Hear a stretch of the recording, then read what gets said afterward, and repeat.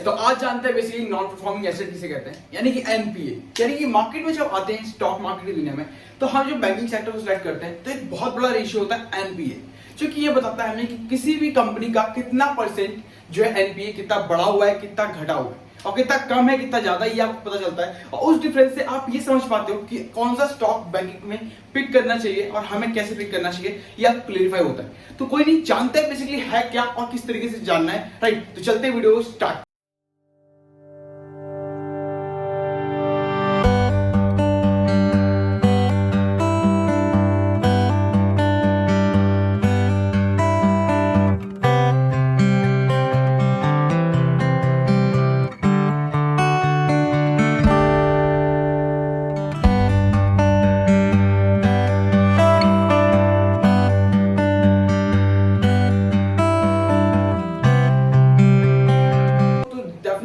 NPA का मतलब basically ये है कि मार्केट में जब हम आते हैं, कोई भी स्टॉक है, मान लो कि XYZ नाम की एक बैंक है। बैंक का जो है फंडा है कि बैंक को पैसा लेना होता है हर किसी से। तो बैंक का जो पैसा मार्केट में दिया, उसके बाद उसने कितना पैसा उससे लेकर के आ पाए, उससे कहते हैं एनपीए। तो शॉर्ट फॉर्म में तो ये था। अगर आपको पूरी वीडियो नहीं देखनी, आपको यही जानना था, तो आप जान सकते हो कि जो पैसा मार्केट में बैंक ने दिया और पैसा वापस कितना लेके आ पाए, इसी को कहते हैं नॉन परफॉर्मिंग एसेट। ठीक है। अगर आप पूरा वीडियो नहीं देख रहे हैं तो आप इसको देख करके जा सकते हो विदाउट एनी कंसर्न। अगर आपको पूरा समझना है बेसिक एग्जांपल के साथ, मैं आपको कन्वर्टेड को बताता हूं, पूरा लास्ट तक बने रहेगा, जिससे कि आप समझ में आए बेसिकली है क्या और नॉन परफॉर्मिंग एसेट कितना है और कितना होना चाहिए, और कितना ज्यादा है तो कितना ज्यादा इफेक्टिव पड़ता है, कितना ज्यादा गलत इंपैक्ट पड़ता है एज अ बैंक। ठीक है, तो कोई दिक्कत नहीं, मैं स्टार्ट करता हूं। देखो, फर्स्ट थिंग कि नॉन परफॉर्मिंग एसेट का मतलब बेसिकली ये है कि वो पैसा जो एक कंपनी है, कोई एक बैंक है XYZ, मान लो कि XYZ कंपनी एक बैंक है, उस बैंक ने मार्केट में 100 रुपए दिया अपना, तो 100 रुपए के रूप में जो लोन दिया है उसमें से कितने रुपए वो लेके आ पाए, इसी को कहते हैं नॉन परफॉर्मिंग एसेट।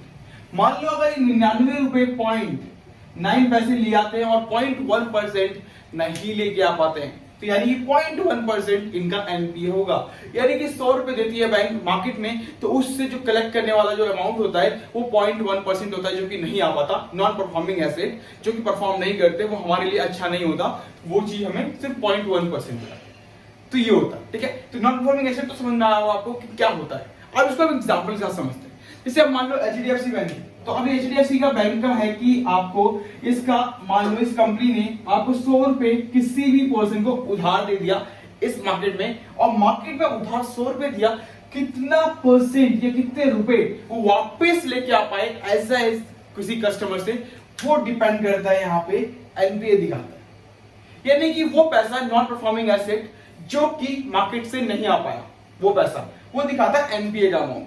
तो ऐसे में अगर आप देखोगे तो अभी टॉप क्लास में HDFC है, फिर ICICI है, उसके बाद SBI है, उसके बाद आता है कोटक। ये 4 बैंक आपको टॉप क्लास मिलेंगे जिनका की नॉन परफॉर्मिंग एसेट सबसे कम है। यानी कि पहला HDFC का ऑलमोस्ट आपको 0.1 कुछ मिलेगा, 0.67 कुछ समथिंग है, एंड ICICI का ऑलमोस्ट 1.67 या 1.90 के समथिंग है, SBI ऑलमोस्ट 3.3 के आसपास या फिर 2 के आसपास रन कर रहा होगा, एंड कोटक ऑलमोस्ट 4 के आसपास है। यानी कि कोटक बैंक अभी 100 रुपए देता है मार्केट में, तो 4 रुपए वापस नहीं लेकर पाता, वो नॉन परफॉर्मिंग एसेट उसका बढ़ता जाता है, तो उसका एनपीए भी 4 चल रहा है। HDFC का ऑलमोस्ट अभी आपको 0.67, यानी कि 100 रुपए देने के बाद 0.67 पैसा मार्केट से वो नहीं वापस लेके आ पाती है, उसी को कहते हैं एनपीए। तो नॉन परफॉर्मिंग एसेट का मतलब बेसिकली ये होता है। अब देखो, बताते हैं क्या होता है।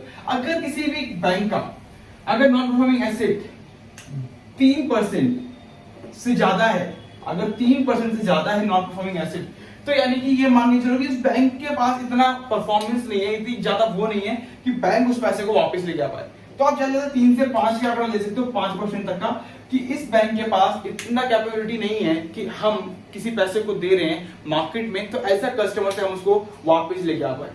तो यहाँ पे एक बैंक पे गलत इंपैक्ट ये पड़ता है कि अगर वो पैसा मार्केट में दे रही है और वापस नहीं लेके आ पाई, तो डेफिनेटली वो बैंक के पास कर्ज ज्यादा हो जाएगा। यानी कि लोगों को ज्यादा पैसे दे देगी, और पैसे देने के बाद जब वो लोन जो है डिफॉल्टर में जाएंगे, तो वहां पे जो बैंक जो हो सकती है, वो बैंक खत्म हो सकता है, बैंक बर्बाद हो सकती है, बहुत सारी चीजें हो सकती है। तो डेफिनेटली उस जगह पे इन्वेस्टर के रूप में ये होता है कि हम उस बैंक में इन्वेस्ट नहीं करेंगे जिनका नॉन परफॉर्मिंग एसेट सबसे ज्यादा।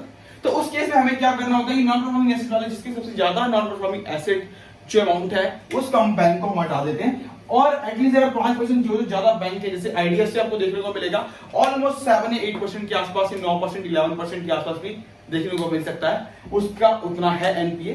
तो उस केस में क्या होता है कि उतना बड़ा अगर एनपीए है मार्केट में तो हम पैसा दे रहे हैं एज अ कस्टमर को, बट लेकिन हम उस कस्टमर से पैसे को वापस लेके नहीं आ पा रहे, तो हमारे लिए वो दिक्कत पैदा करती है और वो हमारे बैंक पे भी गलत इंपैक्ट पड़ता है, साथ ही साथ जो हमारे इन्वेस्टर्स होते हैं, जो शेयर होल्डर होते हैं, सबके ऊपर गलत इंपैक्ट पड़ता है और वो फिर एक अच्छा लॉन्ग टर्म के लिए वर्क नहीं करता। एंड ऑफ द टाइम अगर ये ऐसे बढ़ता जाता है, अगर एनपीए ज्यादा इंक्रीज होते जाता है 10%, 15%, 20%, तो ऐसा भी टाइम आता है जहां बैंक को करप्ट हो जाना पड़ता है, जहां बैंक करप्ट होता है और उस करप्ट होने के कारण बैंक के जो सारे इन्वेस्टर होते हैं उनको लॉस होता है।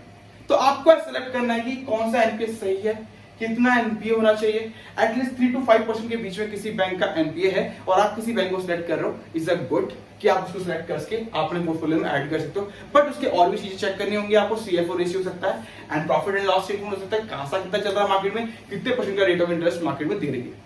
जैसे कि एचडीएफसी भी ऑलमोस्ट 3% के आसपास में वर्क कर रही है, बट कोटक बैंक वहां पे 5.97 के आसपास रिटर्न दे रहा है। तो इस तरीके से आपको देखना पड़ेगा, उस तरीके से आप बैंक को सिलेक्ट कर सकते हैं। राइट, वीडियो अच्छी लगी तो लाइक कर लीजिए, शेयर कर लीजिए। Thank you so much guys. अभी तक चैनल को सब्सक्राइब नहीं किया, सब्सक्राइब करना ना भूलिए। मिलते हैं नेक्स्ट वीडियो।